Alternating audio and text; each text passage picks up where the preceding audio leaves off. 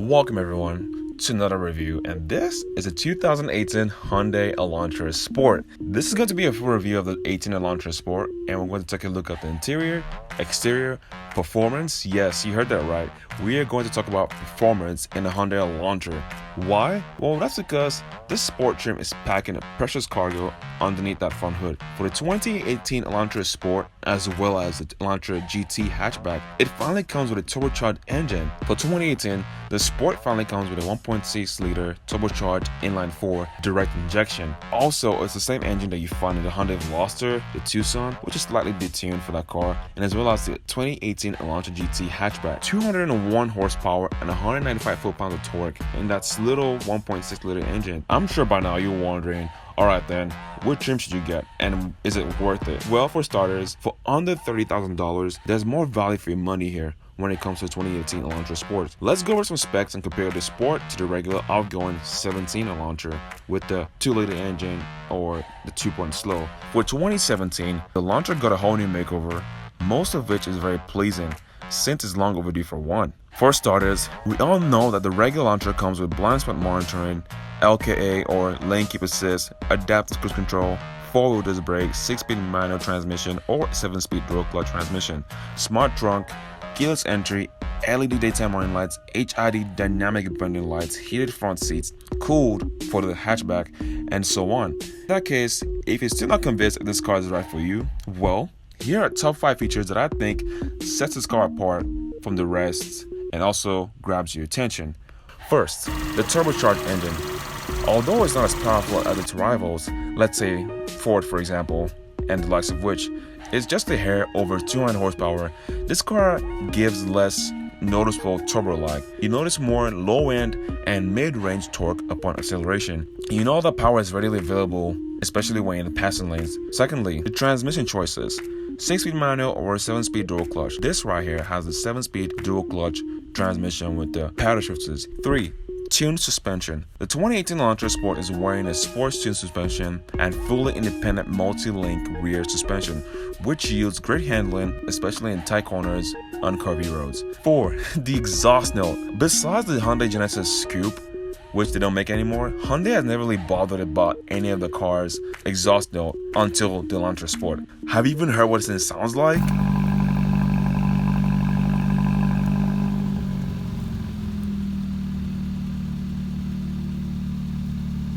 That sounds pretty good to me. Last but not the least, number 5, styling. Although this car is still not an Elantra, there are some subtle cues that set this car apart from the standard model.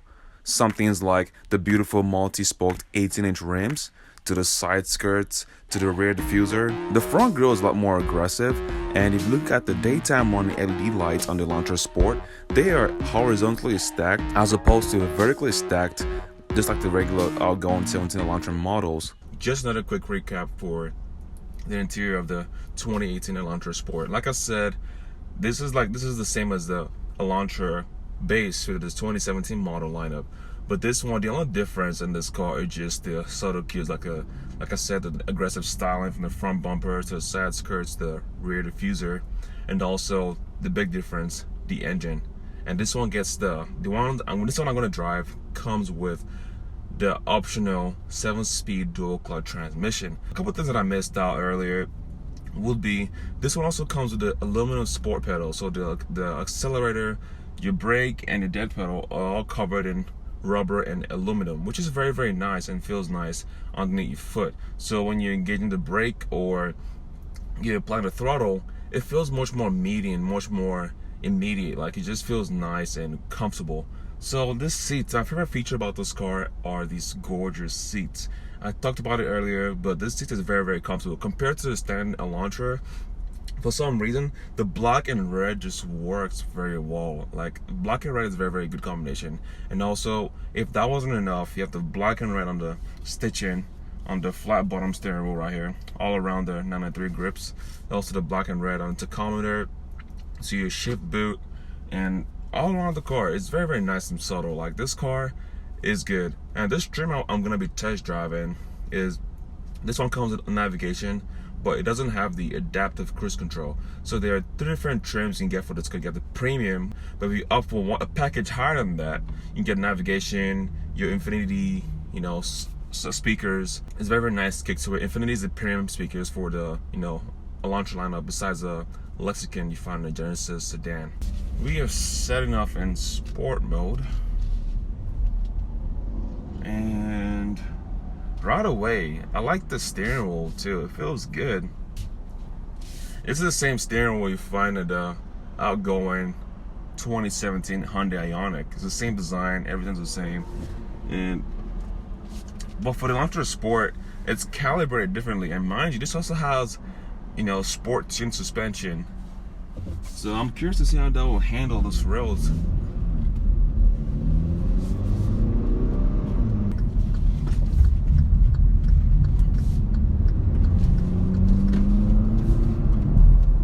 This thing hugs the corner tightly though.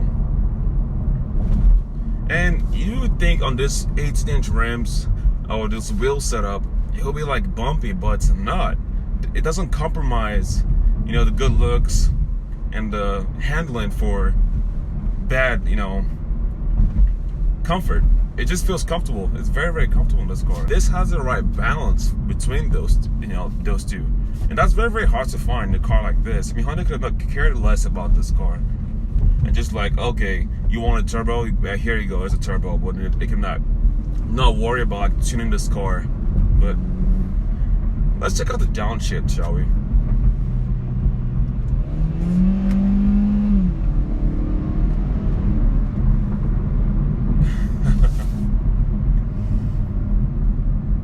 It's very responsive, I like it. Yeah, this car is not underpowered.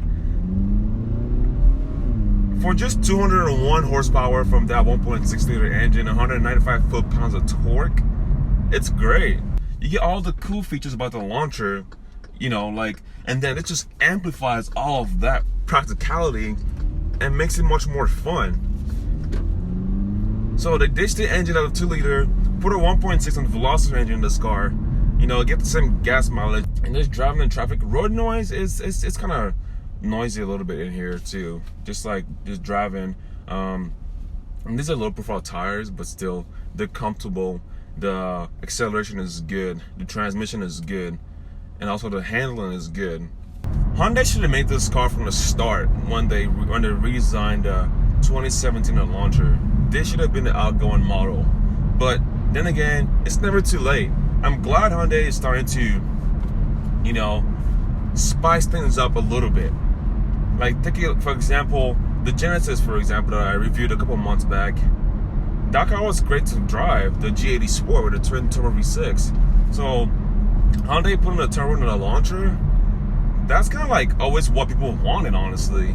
Because if you take a look at the history of the Elantras, they've been like slow, the 2-point slow engines, the 1.6 and whatnot. Like, that car was not really fun. It was just straight up like bland. Like, it had no character or flavor. But this car, in the right hands or in the right mindset, it's just very, very. It feels good. Just like driving an Elantra, I'm just cruising on the highway here, and it just feels normal. Like, if this had the option for lane keep assist, it will keep me in lane, which is quite nice. A little lane change there. But yeah, this car is just great in his own way. I'm very comfortable in the seats. I have plenty of legroom. Also trunk space, cargo room, don't worry about it. Think of this car as the Elantra Plus. Plus means the plus power, plus more styling, plus more ride, handling, braking. So why should you get this car? Because the Elantra, you have Hyundai's warranty to back you up on there as well. And this is the same engine as the Veloster, the Tucson, and the Elantra GT Sport. So that's a good thing that Hyundai is doing that as well, because one, it's very economical, and two, if they even though they put the same engine in all these cars, they're tuned differently. So the Tucson, the Hyundai Tucson, the 2017 or 2016 Tucsons and higher, they have the same engine, but they're slightly detuned. Well, when I say slight, I mean like a lot, because that makes about 172 horsepower. and this one makes 201 horsepower. So that kind of gives each car its own character and the way it handles. Like it's kind of nice how they can pull that off with the same engine and make the car feel differently. Like for example, the way the throttle response, the power output, and the way they just put the power down and the transmission. So this right here is a 7-speed dual clutch, like I said earlier. You also get a 6-speed manual transmission. So if you wanted to get a manual, you can in a Elantra, and that's quite nice. It's a sport, why not?